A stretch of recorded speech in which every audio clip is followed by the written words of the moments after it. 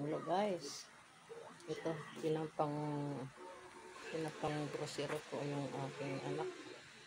Sinasa hospital na yung aming baby maliit, yung bagong panganak.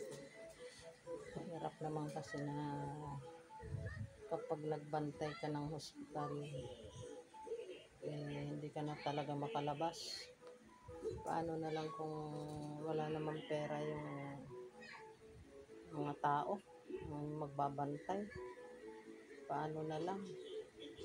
Kami nasa labas, talagang kami talaga ang mag-grocery at ipapaabot mo lang doon. Guardia. Maski man kami hindi rin pwede makapasok, hanggang guardia lang. Yan ngayon ang bagong utos ng mga hospital. Yan. Kaya kailangan bawal magkasakit ng isang tao. Sana naman makalabas na siya lang ng Friday. Kasi Sabado yung pinasok ng bunso ilang anak. Bunso kong apo, bagong panganak lang naman. May lagnat siya. Tapos wala naman ng lagnat, yung dugo na lang. Thank you guys.